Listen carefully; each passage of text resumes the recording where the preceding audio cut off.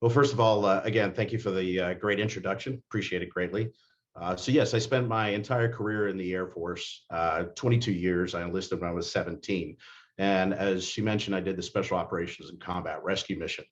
What does that mean? That means that how do the SEAL teams, Green Beret teams, and all those teams that you hear about get in and out of those situations? That's what I do. In addition, when pilots or others are caught behind enemy lines, we move mountains to get them home and get them home safe and with honor. So one of the things that happened, I'll step you through what happened to me in the military and actually how I got onto the opiates, which is rather extensive. We'll get into that. But one thing that I've made as a personal contract, and to all of you, and there's some great organizations that are online right now. Feel free to use myself at any time to speak to various audiences because I think the message is critical. So first of all, my contract personally, I check the ego at the door. I am brutally honest, completely vulnerable to this, so wide open to tell you everything from the most embarrassing moments of this experience forward, because honesty is absolutely important. So you have that contract with me, and that's how I plan on going today. And hopefully we'll have a few questions at the end if something comes up. So a little bit about myself. First of all, thank you, Marla, for an incredible introduction. Give me a heck of an ego here. But no, in all honesty, as I mentioned, I spent 22 years. I enlisted in the military in the Air Force when I was 17 and worked my way up to eventually become an officer and a pilot. Various deployments around the world in Iraq and even the initial infiltration into Afghanistan after 9/11. So many combat deployments, was recognized and fortunately decorated well with my teams doing some great things and saving people. So in the combat rescue job, your job is to save individuals. And I think that I'm paying it forward now in my retirement to share with people what happened. And again, to hopefully prevent somebody else from being in this situation, or at least having honor so that they don't put themselves into the ground and depressive states of possibly being hooked on prescription drugs, because it happens quicker and easier than I think most people know. Again, on the civilian side, I was then in the Guard and spent my time in Silicon Valley working with startup companies to big companies. So the idea is I wanted to give you an understanding of who I am, what my background is, and sometimes that's a little bit different than some people expect. But moving on, let me tell you what exactly happened. So I had a high altitude accident in the Air Force. I got what you would call the bends. That's like a diver comes up from underwater too quickly. The simplest way to understand it is if you open a bottle of ginger ale, the pressure comes off and those bubbles form. Well, that's what happened in the body, my body, at 35,000 feet. And those little bubbles caused major damage to brain, spinal cord, vision, and my left hip was basically destroyed. So what happened was my left hip was completely replaced. You probably see a beautiful image up there of all the metal that I have in me, more than I ever anticipated in my life. But the left hip was replaced. Before the replacement, it eventually went bone on bone. So if you've ever experienced anything like that, it is the most painful thing I've ever experienced in my life. And of course, painkillers started at that point before the surgeries. So once it went bone on bone, then the surgeries were scheduled and the hip was replaced. Unfortunately, the hip didn't really take very well. There were some mistakes made. So as it felt great in the first couple of months of getting it replaced, it actually got worse and worse. So in approximately a year later, I had to have it completely ripped out and done again. So my opioid from prescription increased over time, decreased a little bit, and then it went through the roof because of the second surgery. So as you see, I started with 5 milligrams per day or as needed, and it actually got up to 240 milligrams per day for over 22 months. And to tell you personally, it's about after 5 or 6 days, those hooks really start getting into you. So the interesting part about my experience with the oxycodone is most of the time that you were told like, hey, this is going to make you drowsy, you're going to be lethargic and so forth. And this is, again, just in the beginning. My experience in the beginning was very different because of probably injuries and things that I've just sort of became normalized for me being from the military. We sort of beat on our bodies a little bit. The 5 milligrams, 10 milligrams actually made me more efficient for the first time, my body wasn't feeling the normal pain and strain of a military career. So I actually felt pretty good. So the pain wasn't there that I normally experience. And so it was exactly the opposite experience of being lethargic. I was actually more motivated, more efficient, and actually more productive. Now, eventually, as it got to be more and more, that changed. But it was a really interesting experience that I haven't heard many people talk about. But that's what happened to me. So as I said, it started from only 5 milligrams and eventually got to 240 milligrams a day. And at that point, it's not Percocet, it's not with Tylenol and so forth. It was pure oxycodone. So that's a heck of an experience to, start your life on after you got out of the military from an injury. So that's the physical impact. The more importantly is what's the psychological impact. So my military career ended. So I spent 22 years doing this every day in and out. That was my identity. So that literally ended overnight. So it's as if you're flying a multi-million-dollar aircraft. You have people's lives on your hands, and it's almost like you're unemployed overnight. That has an impact. It has an impact because these pain medications, why the oxycodone took care of pain, it's taking care of some psychological pain there. Wasn't quite obvious to me, but it sure was after I got better, and to be able to look back. That's why I'm sharing this with you. My civilian career. So I went to the Guard Reserves later on, which means, I was doing the military part-time and I was working in Silicon Valley, as I mentioned before. Well, I did a lot of international business, and that included a lot of travel. I wasn't able to travel anymore, one, because of the injury, but also because of the drug use. At that point, again, you're just out of it. You're doing 240 milligrams of oxycodone a day. You're literally like a walking zombie. It is, I'm sure that some of you have probably experienced this in the field, but the way you look gray, your skin looks different. You're literally a walking zombie. That's the best way that I could experience it. And in all honesty, that was the feedback from my family, which was key for me to understand what was going on with me. Now, moving into that, we start talking about how do I get out of this?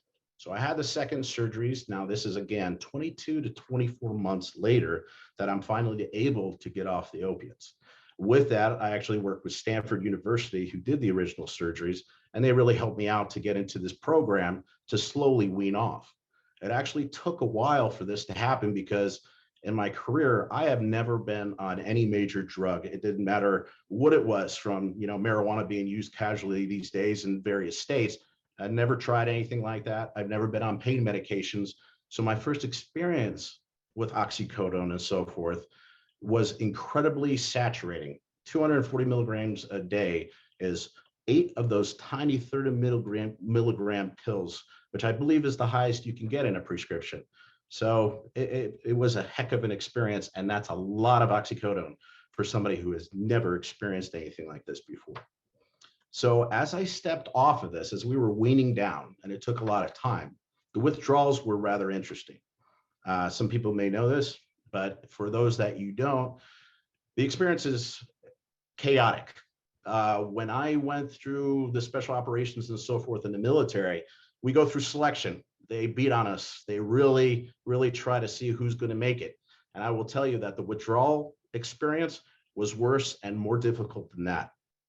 The first thing is, physically, you feel like your skin is literally crawling.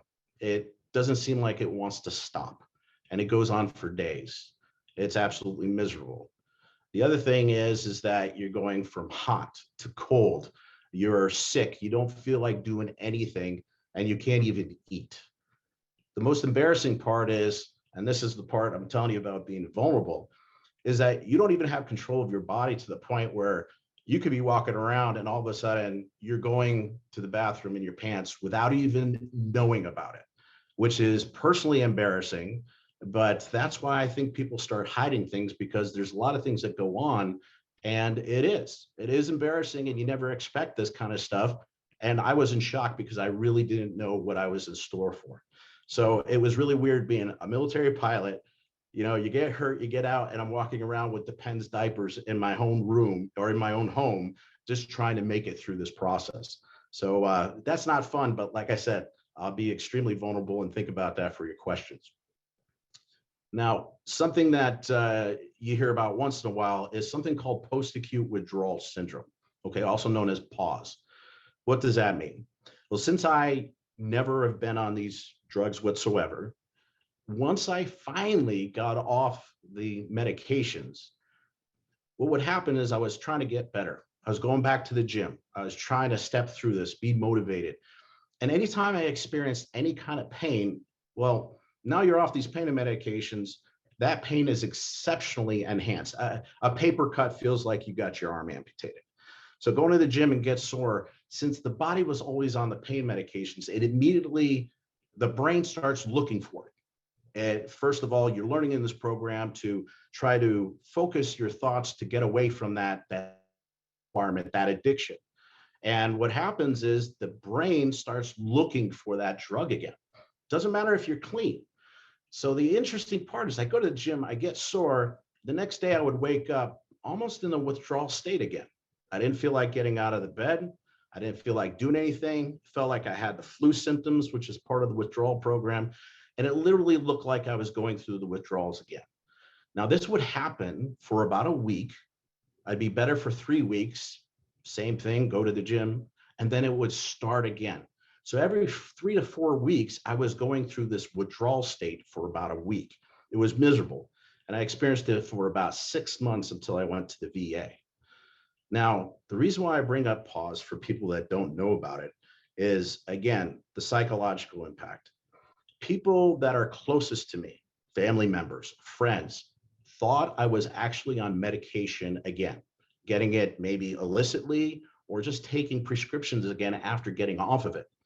Now, that's the worst part, is when you have focused and fought to get clean off of these medications, you experience something like post-acute withdrawal syndrome, and then people don't believe you.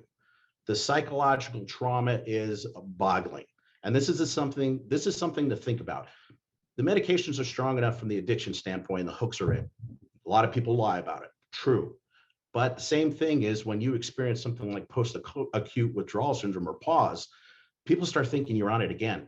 And when you fought so hard to get off of it, and the closest ones are challenging you, psychologically, that's difficult. So I really want you to think about that, depending on who you experience or who you interact with and what they actually are experiencing. It may be something different than what you anticipate. So through all of this, over a period of time, of course, my marriage fell apart from this. It was very demanding. My son actually went in the Air Force. Great thing, but that family bond has changed. So now, as I mentioned, career, lost my civilian career, lost my physical fitness and everything that I've used to do. And my marriage now ended. And I actually left Silicon Valley and I moved away to the mountains of Arizona. It's a great escape, but after about a couple of months, it was a personal prison. And that was very difficult for me because you're out on your own without any kind of support. So with that photo you see up there, you think about the people that have either helped you in your difficult point, who left you in your difficult time. But number 3 is important, which is who put you in your difficult time. Sometimes, and at least in the military, we say that the best weapon against the enemy is their own mind. Number 3 may not be somebody else but yourself.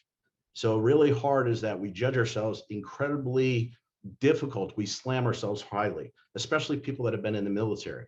And with all the injuries that have been experienced in Iraq and Afghanistan, there's a lot of veterans in there out there that have been addicted to these opiates and oxycodones from our injuries.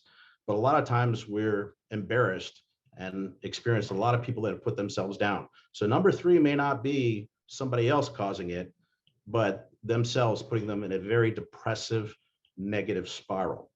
The reason why I bring that up is my last bullet up here on the psychological impact, which is experiencing veteran suicide. With all my combat experience, yes, I had post-traumatic syndrome from a variety of experiences around the world, as you can imagine. But 2 people very close to me actually committed suicide. And the hardest part was I talked to them 3 days beforehand. They used their own mind against themselves and they dragged themselves into a spiral. These are very accomplished individuals that unfortunately took what I say the 45-cent exit. That's how much a bullet will cost, and that's exactly how they killed themselves. So these were lieutenant colonels, pilots. One of my friends was actually an individual that climbed all the 7 peaks on the 7 continents. very accomplished people. But like I said, is you have to look experience with somebody. Are they really hooked on drugs? Is it post-acute withdrawal syndrome?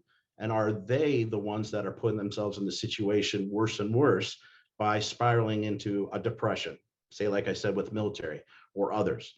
So again, trying to call your attention to look at things differently if this is something new to you. So the important part as I talk about this, and I know is the focus of today's discussion, is what the resiliency and the perseverance is to get through this. So first of all is eyes wide open. This was my aha moment. At the Veterans Administration, in the program I was in, there was about 20 of us, and people were addicted to, they were alcoholics, meth, opiates, a variety. So there's 20 of us veterans that are sitting around. And every week or so on a Wednesday, one of us will get up and speak and tell our story of what happened. And so there's a variety of individuals in there. Well, one week it was mine, and I started talking, and there was a Green Beret in the room. So Green Beret is one of our military elite special forces, very accomplished, very driven individuals. He was there from an injury and it had an amputation, and he was on opiates, as I mentioned, as well after his military service and his injuries. Unfortunately, things have changed at the VA, but for him, his medical doctors just cut him off. So he went from whatever his prescription was to zero. The withdrawals were massive. And unfortunately, somebody offered him heroin, and he turned to illicit drugs to basically stave that off and deal with the addiction.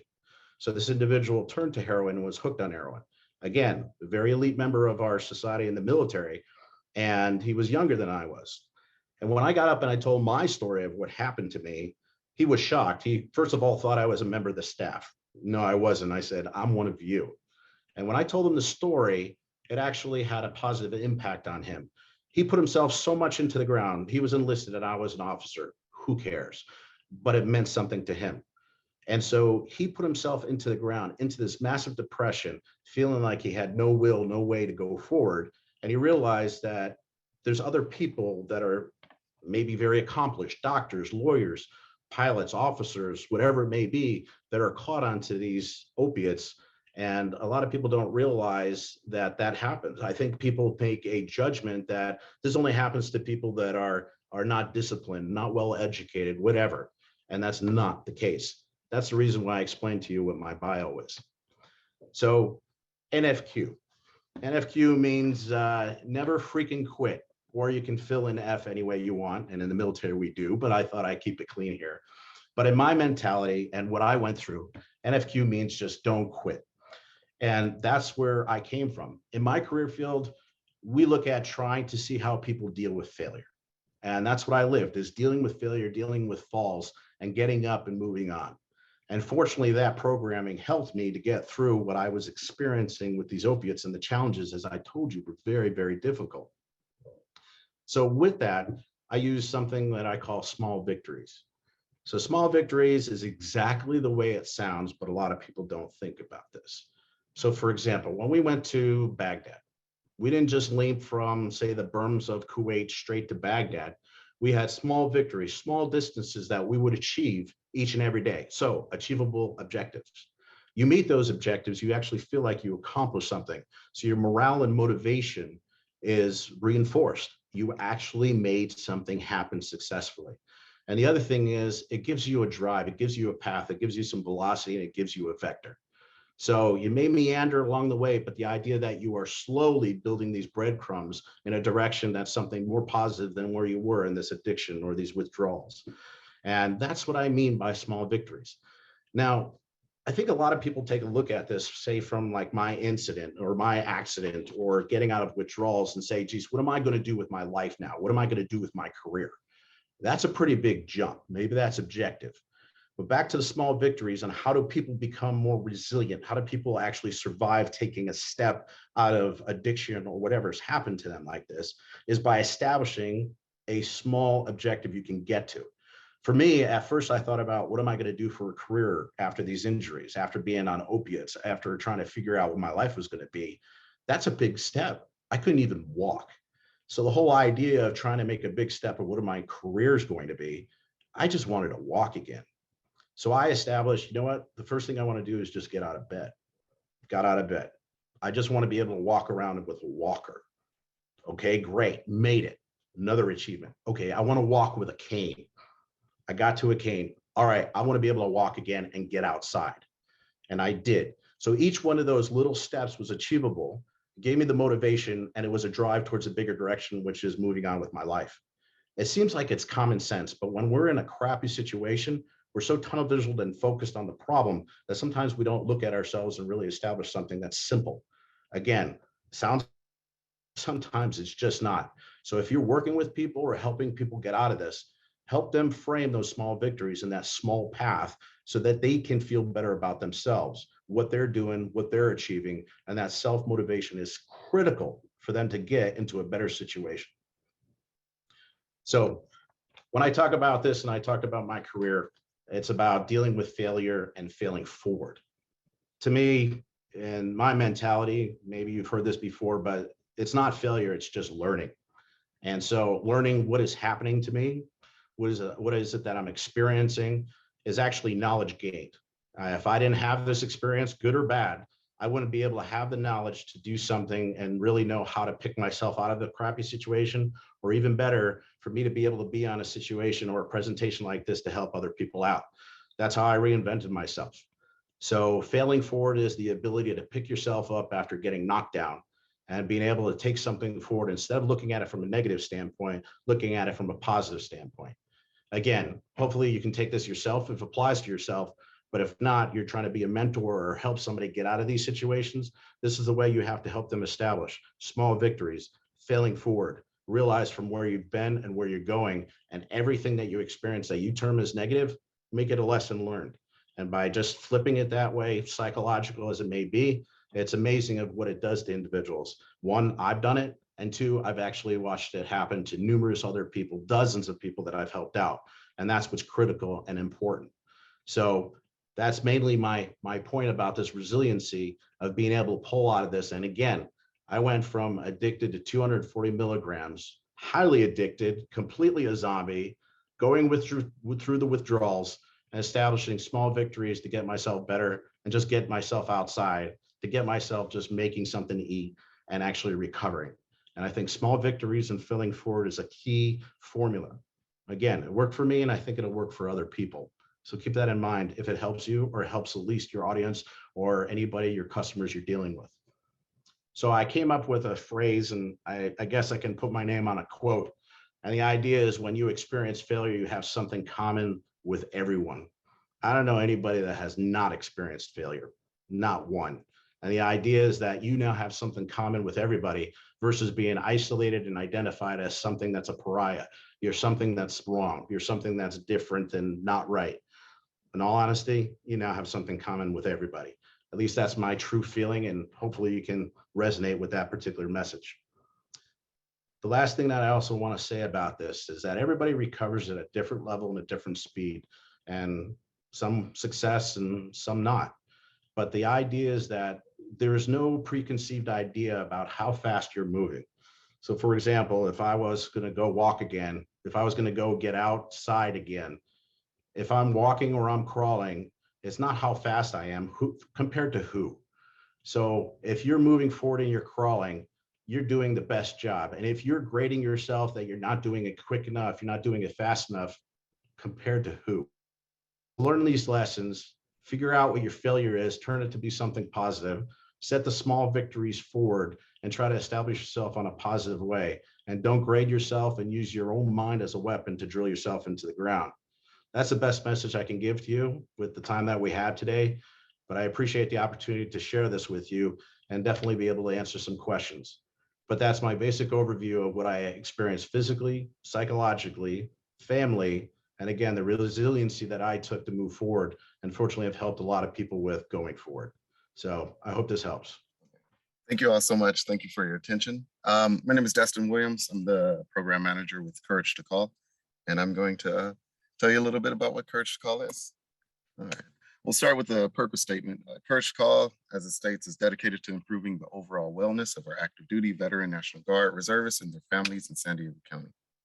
What that means? Well, veterans, active duty, military, and their families facing challenges civilians may not ever fully understand. Courage to Call is here to support that. How do we do that? Well, we serve active duty military service members, U.S. military veterans, reserve military service members, National Guard, all of the families considered military aligned individuals, all 6 branches. We also work with service providers and organizations. So these are the groups that we serve. And who are we? What is Courage to Call? It's easy to say, or best to say, Courage to Call is a resource for the resources. We consist of 3 entities that make up Courage to Call. It's Mental Health Systems, 211 San Diego, and VVSD. The 3 companies form a collaborative partnership that is Courage to Call. The resources we offer, we connect people through food distributions, clothing closets, 24/7 peer line, peer support, resource navigation, everything you see on the screen. I'm going to talk a little bit more about the entities that make up Courage to Call right now when I introduce our team. Okay.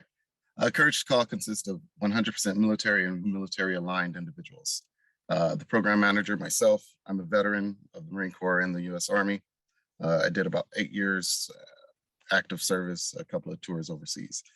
We have a community liaison who will be speaking on the next slide. Her name is Jennifer Santis. We have veteran peer specialists. Those are individuals who are through 211. I'll speak a little bit on 211. 211 is an organization that provides phone and online information to connect people with community and disaster services.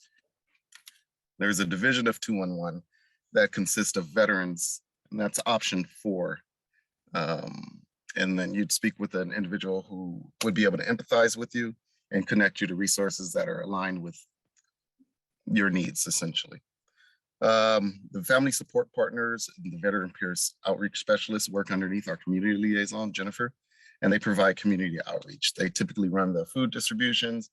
They work at the Operation Dress Code and so on and so forth. Then we have the veteran peer navigators who provide case management, mental health support for our individuals who are triggered through 211 up to MHS Courage to Call.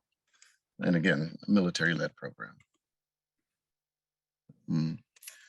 The food distributions were mentioned on the previous slide. We offer food distributions. They're free food distributions that require no RSVP every 2nd and 4th Saturday of every month. And so we'll have 2 food distributions. It's open to all military, veterans, reservists, and their families. There's no need to reserve right now. We're doing a drive-through service due to the pandemic and social distancing standards. So yeah, you just show up to our on-site drive-through. We put food in your trunk, and then you just take off. For Operation Dress Code, I would like Jennifer to speak on this, if you don't mind. Thank you. She's way more knowledgeable. Has been with Courage to Call for 7 going on 8 years and can speak on volumes. So please. Thank you, Destin. Hi, everyone. Thank you for being here. I'm Jennifer Santis. I am the community liaison at Courage to Call. And I wanted to share a little bit about our program or project called Operation Dress Code. It is a partnership. It was founded in Sacramento by Marcy Brightwell and Calvet. It's going on its 7th year now. And they decided to start off as a small closet for women veterans to get professional clothing. And they decided to bring it down to San Diego, where they figured, hey, why not? There's more veterans down here that would be able to serve a higher population. So it started here in about 2016-ish, and it started off with a small group of women veterans receiving clothing. They were all donated by the community, and we served about 60 women. We have gone up to 500 in the past years. Last year in October 2021, we served about 200 women veterans transitioning and women that have been out for a while as well with professional attire. It's a whole day, a whole event. We held it at the Town and Country in Mission Valley. We rent out the space and we provide workshops, and we partner with agencies that provide different services they'll donate. So we've had massages, hair and makeup. Photographers come in and do photos for their LinkedIn profiles. Like I said, they sign up for the day. They get an appointment and they can come through and get all of the clothing that's donated, shoes, purses, handbags, jewelry, and they can pick as much as they like. And they set up an appointment. They're assigned a stylist that walks with them through the day to help them pick out what looks good and what colors go with what and everything. It's a really great day. The women really love it. We've had one year, we had about 30 people hired on the spot. We have resume writing. We've had employers come out and do interviews the day of, like I said, and it's just a really great event. We do also do a clothing drive leading up to the event. It's like 2 to 3 weeks of clothing collection. So organizations will volunteer to hold a clothing drop-off spot, and they donate clothes, like I said, shoes, purses, runs the gamut. We get so many great donations. We sort it all, and then we take it to the location and set up like a pop-up boutique for the women veterans. And this year it is planned for November 5th. And so we're really looking forward to that. The clothing drive is leading up to that, probably going to be in September, October timeframe. So keep an eye out for that. It is operationdresscode.com is the website. So if you want to check that out or contact me, and I'd love to give you more information if you'd like to get involved, donate, or if you know any women veterans that would like to be a part of it and participate, I'd love to get them connected. Thank you. Anyway, it's great to be with you again, even if it is virtually. I can't tell you, I got a little misty-eyed hearing all the incredible work and Linda's service to your community. So it's wonderful. And I think Marla has set up a great day today, because from Glenn's story to Destin's organization, to the rise of fentanyl, because, going back to Glenn's story, there are a lot of service members and families and community members and people who have a dependence on opioids that are going to social media to purchase pills that are laced with fentanyl, and they're losing their lives, thinking that they're truly getting an oxycodone tablet, but they're getting a pill laced with fentanyl. So I think this is a great way to end the meeting today with some action items. So what are some things, Glenn and Destin also had some great action items, but what are some things that we can do around fentanyl? So I want to share with you, this is really what got our organization, what got the state of Arizona moving.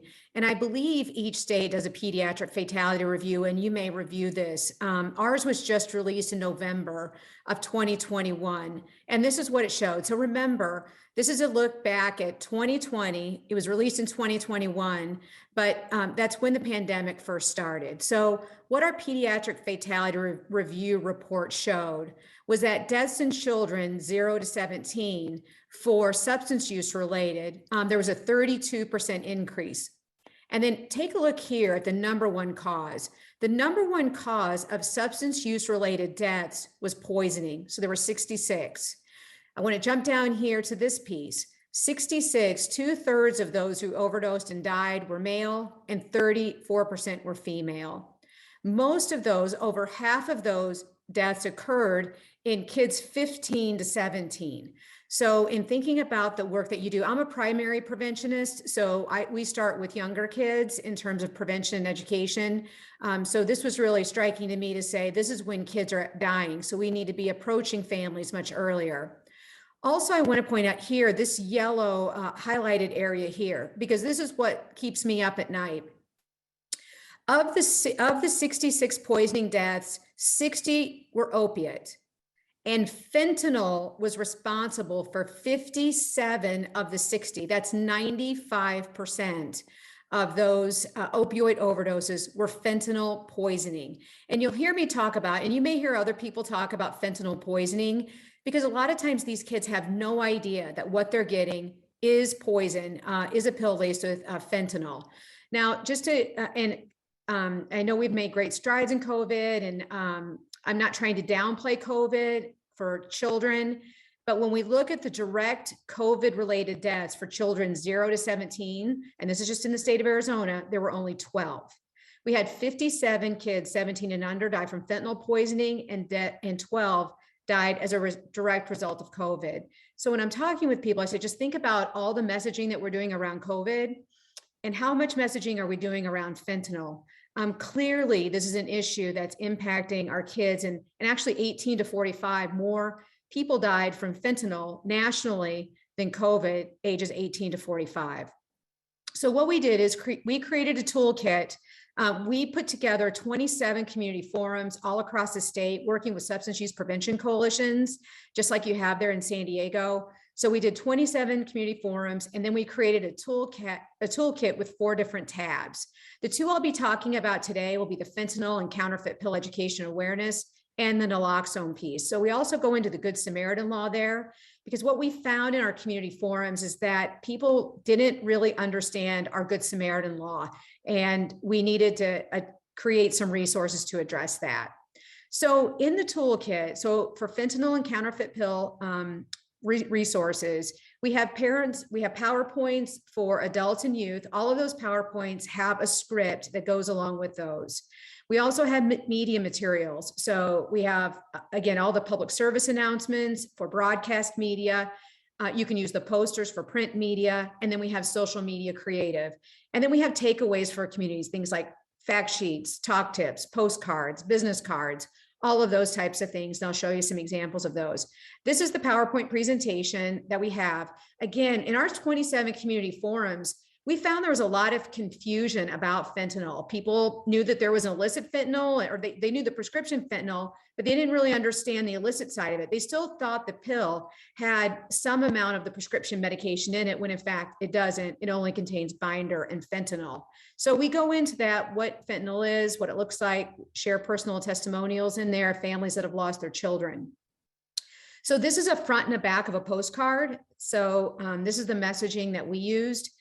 We boiled it down. We worked with a story branding expert because, again, talking with people in our field, we all understand the logo and the link, or not the logo, but the lingo that we use in our field. So we wanted to run this by a story branding expert so that we could better communicate our messaging to parents and caregivers, community leaders, that type of thing. So we just had a 1, 2, 3 message, talking with your child about never taking a pill not prescribed to them, monitoring text and social media, because so many of our kids here died from pills they got on Snapchat or through text messaging. And then because fentanyl and naloxone are hard to spell, we created a new website called talknowaz.com. So that's where we would send people to go to get more information.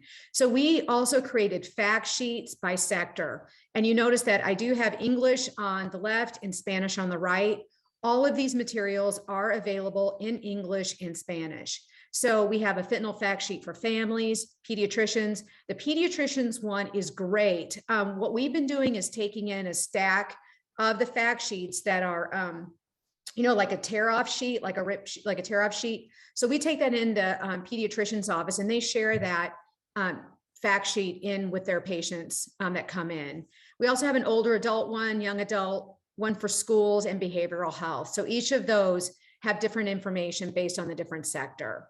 We also have social media pieces. We have Instagram and Facebook with also some suggested text to go around those. Community outreach, so we have door hangers. And what we do is if there is a spike alert or a spike in a certain area, the coalition will go out and they'll do door hangers and naloxone cards in those areas, talking about the spike alert, and then just letting people know about the fentanyl and the counterfeit pills laced with fentanyl in their neighborhood. We also have a PowerPoint presentation on how Snapchat, on not just Snapchat, but how Snapchat and other social media apps, there is drug activity on these different social media apps that our kids are spending a lot of time on. So this is an informational presentation for parents to understand the basics, the sort of a Snapchat 101 basics, what they need to look for, emoji detectors and those types of things. So that's a great presentation. We've had a lot of requests for it because parents have no idea that their kids are being asked to, if they want to buy or buy drugs through Snapchat. We also have fact sheets around this. So we have the PowerPoint, and then we have fact sheets on Snapchat and social media apps and drug sales. And then we also provide online and social media contracts for families. So again, all of this is available and can be used. So the second part of the toolkit is the naloxone and the Good Samaritan Law. Just taking my time. This is, we base this off of there were a number of naloxone messages around the country. And the one that we liked here in Arizona was a Save a Life concept. So we created a lot of different billboards, posters, bus benches, messaging with a Save a Life message, destigmatize naloxone. And so we have a lot of different faces on there and a lot of different messages. We also have these naloxone cards. So these are small business cards. And on one side, you have the message. And then on the back side, you have what is naloxone. So we have those available. And these are just some of the different business cards that you can choose from for the postcard. So people can customize it any way they would like. But these are the fronts of the postcard or the business cards, and that's the back. In addition to that, we have a little 15-minute presentation on how to spot an overdose and how to reverse an overdose with naloxone. I'm sure you guys, maybe you already have this in your library of resources, but there is one in this toolkit as well. We have a postcard, again, on how to use naloxone. Most of our Department of Health Services is providing Narcan to our coalitions and to law enforcement. So that's why our postcard specifically addresses Narcan, because that's what our coalitions are providing to people who are asking for it. So, so there, again, a front and a back on how to use naloxone and how to respond to an overdose. And then also we have the Good Samaritan Law.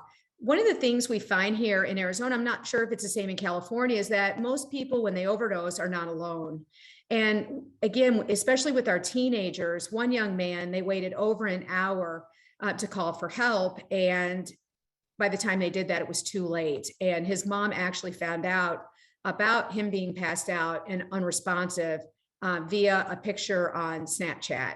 So it was heartbreaking for that mom. And so what we're doing here is we're working with our school resource officers.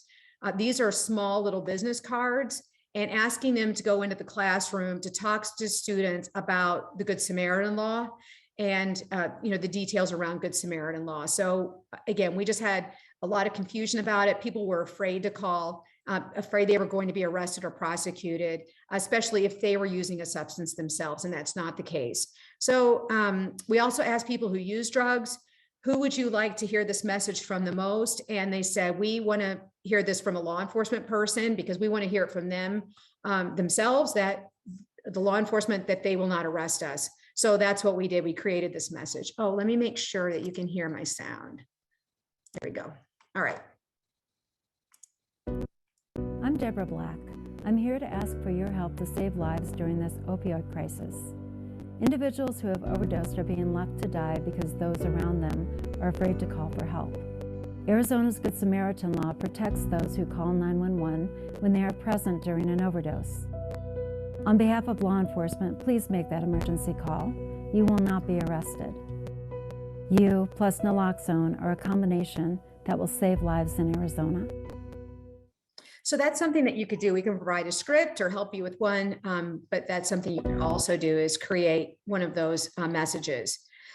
Now, how's it going? So one of the things we wanted to do is evaluate the efforts. So in the presentation, so we've probably given this presentation to well over, probably 2,700 people since last March. And so these are the survey results. So we do a pre-survey and a post-survey. The blue line is the pre-survey, the orange is the post, and the gray is the percent change. So this is in terms of understanding. So you can see that in the pre, about 2/3 of people, about 67% knew what fentanyl was, but 93% knew after. And then the risks of fentanyl, again, jumped in the right direction, and specific ways to prevent youth fentanyl use, that was less than 50% pre and 91% post. So again, we really like the way that these numbers are moving. And then what to do if a child is using opioids, that went from 51% to 91%. So again, the presentation has some really nice results. And then this is in terms of parent and caregiver readiness, parents feeling comfortable talking about their children, about the risks of fentanyl and counterfeit pills. You can see that jumped. I feel comfortable monitoring my kids' texts and social media. And then I should carry naloxone. We were really excited to see this go from 60% up to 92%. So that's great. And then for the naloxone piece, again, all the numbers are moving in the right direction. What naloxone or Narcan is, where to get naloxone in the community jumped substantially. And then understanding the Good Samaritan Law went from 43% to 98%. So again, that's very good that we've got all those things moving in the right direction. The other thing we have are some community awareness, some radio public service messages. And just because of time, I'm going to skip that. Well, I'll play one. Parents, young people in Arizona are overdosing at an alarming rate from counterfeit pills laced with fentanyl. The pills, disguised as prescription medications, are flooding into our communities. Here are 3 things you can do to help stop this deadly trend. 1, talk with your child one-on-one about never taking a pill that's not prescribed to them. 2, monitor their texts and social media 2 times a week. And 3, take just 3 minutes to get the facts on fentanyl at talknowaz.com. Parents, young. And then we also did digital. So our digital, our Facebook and Instagram accounts. And I wanted to share this with you because I know a lot of you, a lot of people are doing digital. When we did fentanyl and naloxone social media messages, it was about equal in terms of the click-through rate on those.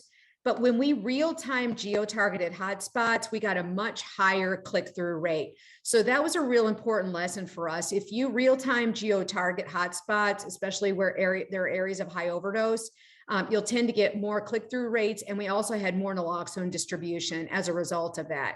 So we were really happy about that. It was interesting here. We thought that engagement with those posts were highest on Fridays, Saturdays, and Wednesdays. So that was interesting to us to see that. These were some of the ads that were placed here. And then here's another one here at the top. Again, we wanted to be on sites where, parents and caregivers would go. And then we also did outdoor. So we have all of these billboards that are outdoor campaigns.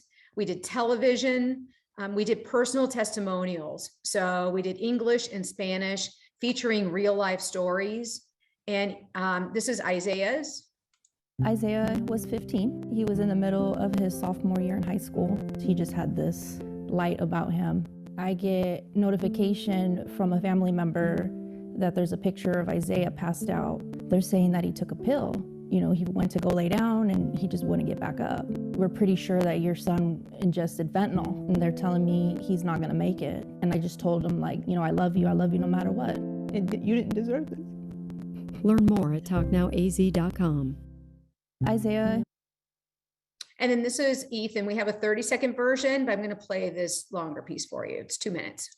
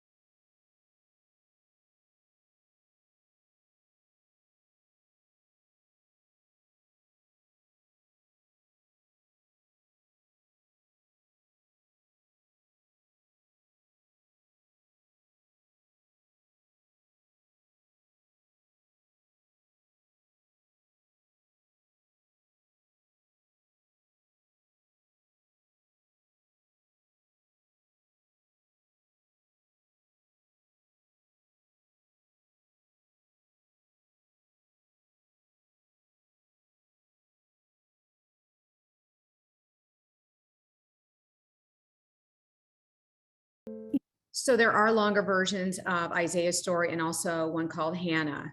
So this is the website and the toolkit is available. You just click on the toolkit and these are the 2 tabs that we talked about today. And everything is in a Dropbox. So it's so easy to take these and to utilize them. So everything's there in the folders and labeled. And Marla, if you need anything and can't find something, just let me know.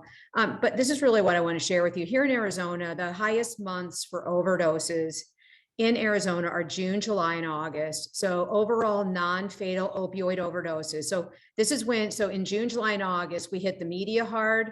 We did we hit our public awareness outreach hard with parents and caregivers, and we were all over the place delivering the information. So we really did a focused effort in June, July, and August. And so what you see here from 2020 to 2021, those numbers went down. But well, and let me just show you this number too. So overall opioid deaths, look at that from in June, July, and August, when we concentrated our efforts. This is truly a beautiful picture for prevention, because here you've got overall non-fatal opioid overdoses and overall opioid deaths. I will tell you that this is terrific news, but as soon as we took our foot off the gas pedal, we saw the numbers spike. So that's why we need consistent, sustained, urgent efforts right now around this. And so I just hope that this gives you some encouragement to go forward. And also just a lot of times we in prevention don't get to see the results of the work that we do. And this is amazing. And again, it's just a testament to all the work that our state pulled together to do over these months to bring those down.